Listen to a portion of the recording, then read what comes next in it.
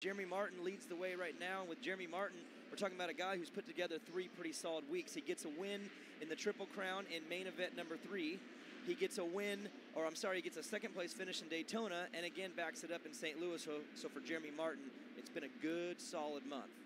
It has been, and you know, you look at him and he says, this is the one that I want to race. I got to go back when he was fighting for Star Racing Yamaha. He had so many problems here, not making main events and crashing out in the last chance race. He told me, hey, Indy owes me one, and what a night if I can go out here and win this. And remember, a lot of ruts, he rides the ruts really well in the outdoors too. So look for Jeremy Martin. He wants to win this showdown that we have here in Indianapolis. Yeah, and for Jeremy Martin, like you said, he's working off some confidence right now, having 3 solid weekends back-to-back. And for Zach Osborne, it's no question that he's been riding well all season. It's just been putting it together in those main events. He's had some issues, but last week in St. Louis, Jim, he just, I think it all started with the start. He put himself in good position, got in there right behind Faulkner, and if you look back at the results where he's had some struggles, it's because he's been behind early in the main events. But for last week, he got up front early, pressured Faulkner a little bit, and gets his second win of the season and gets that points lead back. You know, he's had it all season, but in St. Louis, he had to share it. And he wanted it all for himself. He got it back last week. Well, and the other thing, too, that I was really impressed with is his maturity. When Faulkner, on that on the first start, he hucked that big quad and he got a little bit of a distance. He didn't panic. He says, hey, we got 15 minutes plus 1 lap. Let me settle down. Let me learn the track. And then he started to put the pressure on Faulkner, and, you know, Austin ended up, is that Kyle Peters? He's coming on the show. He's coming on right after this. I think that'd be the first. I think it's the first thing you're going to ask him is, what was that? What happened in that turn? Well, as they sit right now, Jeremy Martin is the fastest in this session. He's got a 46.9. Actually, he just beat it, 46.0. So he's over a second faster than Zach Osborne. We still are early. It's 2 minutes and 20 seconds into this session, but it's Martin, Osborne, Smith. Actually, Faulkner jumps to second now. So Martin, Faulkner, Osborne, Smith, your top 4. And Jeremy Martin. How about Thomas Vermette sitting in 5th right now, the French rider filling in over there at the Star Racing Yamaha team there, and I got a chance to talk to him a little bit. He was pretty happy with that 10th last weekend, but he says, hey, I would be happier if I could get a 10th when the showdowns here in Indy. You know, right. He's really looking forward to that, but doing a great job. He normally rides a 450, so you can only imagine with him it's going to take a week or two before he has full comfort.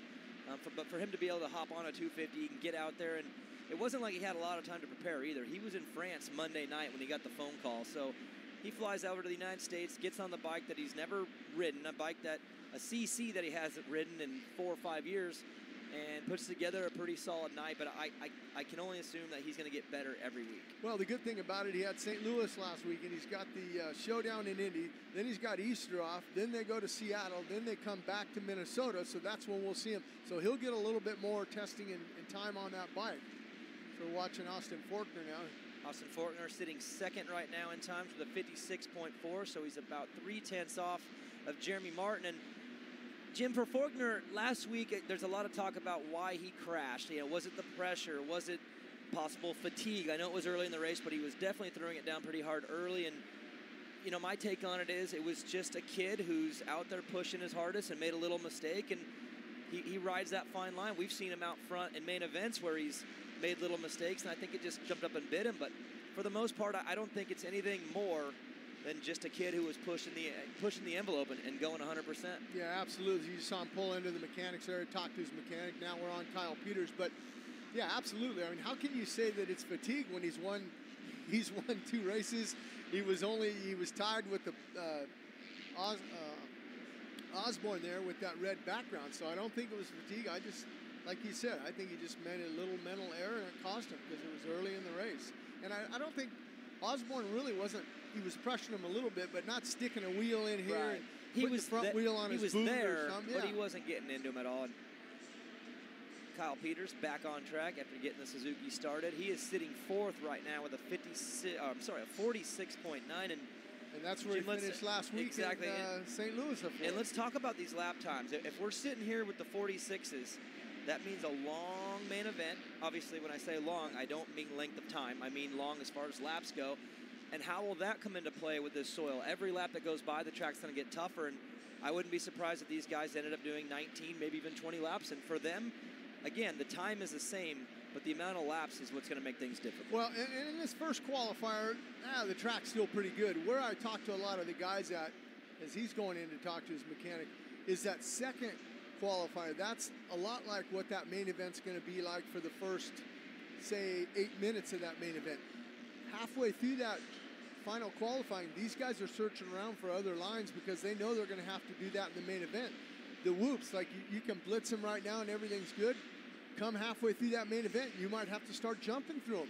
You might have to be going into the inside of a lot of these corners because there'll be 4 or 5 ruts that are way deep, and you don't want to take a chance on losing the front end, as we're now watching Shane McElrath there, number 28. Jordan Smith. He's up to third. He just got into third in that last lap with a 46.7. And if we're talking about Jordan Smith, a week ago, he put himself in a really bad position early. Fell in that heat race on the opening lap, and for the rest of the night, he was behind, having to catch up and pass. And with that start the way it was last week with the split, he didn't have a good gate pick for the main event, so he put himself in a position where he had to fight the entire main event. And I think he actually rode better than his finish. Even though a podium is a podium, I'm sure he's happy. But this is a guy who's also fighting for a championship, and I don't think thirds are good enough inside his mind. No, and like you said, he going into St. Louis last week, and he was only 8 points down. He lost. He's 13 back now. But this is a race, this showdown, where he can get some guys on that West Coast in between those guys, and he can gain. He could. If he has a great night and wins and he has a little help from the West Coast, he could walk out of here with that points lead. Well, he's not that far behind. 13. 13 points. And even if he can't get the points lead, he can chop away. Say he gets a good start, runs away with it like he did in Daytona. Next thing you know, there's a battle behind him. Osborne's getting into it with some West guys, or Faulkner makes a mistake. Jordan Smith can take that points lead and cut it in half, maybe more, and then as we go into Minneapolis, which is the next East Coast round, Triple Crown, all of a sudden, this thing's back way more in play than it is right now, and that's where he needs to really take advantage of this format, bringing the West and East Coast guys together, because he can ultimately make up more points here than anywhere else. Well, and I think I think if you're Tyler Keefe, the team manager over there, you're saying, look, we're down 13. If we can walk out of here and get down to about 7 or 6 with those 2 that you mentioned, Minneapolis and Foxborough, that's where we can gain some points also. Yeah, if you're talking about the team manager, Tyler Keefe, he's got the same situation going in the West. Shane McElrath sitting in third. The only difference is he's 16 points out of the championship, but he's got 2 guys on both sides sitting in almost the same position, and I think both of them need to come away with a win tonight, and I think that's all going to start with a start, especially with a track like this that's going to break down. And I had a chance to talk to Austin Faulkner earlier, and he said, if you can get out front and really sprint while the track's in good condition, it makes managing the later stage of the main event so much easier, because you're not really in a battle, you're not fighting, and whoever hole shots the main event for this showdown is going to have a really good opportunity to kind of write their own script on how this thing might go. And for Jordan Smith, Shane McElrath, we've seen them both get good starts at times. McElrath maybe more than Smith, but I think that's the main focus right now. Find your line, get fast, get yourself ready for those main events. But at the end of the day, until that gate drops, it's just kind of finding your line and getting yourself ready for what's to come. Yeah, here's Osborne now. Let's see, he's sitting right now third. Looks like he might be on a heater right now. Jeremy Martin still holds that top spot with a 45.8. Now as Osborne goes up, he was on a heater that last lap. A 45.6 now for Osborne. Yep, there it is. Fastest now in qualifier, Osborne. We caught him there crossing the finish line. Gets that 45.6, and these guys continue to cut lap times. And if you're a West Coast guy right now, you got to remember, they're watching this right now. Well, you're watching, but also when you start your qualifier, you'll be riding on the track that the East Coast are now leaving behind you at the end. Right. So I think for the West Coast guys, it's going to be very challenging to maybe match those lap times. We'll have to see if they can do it. But when these guys come back for their second qualifier, it'll flip. The West Coast guys will go before the East Coast guys, which will give them their opportunity to ride a track that is, I would say, in a little bit better condition. Yeah, Osborne's good now. There's only about, 0. That's it. Checker flag coming out. Osborne's just going to putt around. He might be looking at some lines, staying out of the way of everybody, but he's looking right now. just see that inside line might have to work as the. Yeah, I think the biggest challenge for these guys tonight is having the ability to ride two different tracks. The track in the first half will not be the same track as it is in the second half, and that plays with your mind a little bit, because in the early stages you got to be so aggressive. Yeah. But in the later stages, that aggression can bite you. It's going to be more about efficiency and be more about just making smart choices and like you said, finding creative lines that might not have been there early that will develop late. But for the East Coast qualifier number 1, it is Osborne with a 45.6.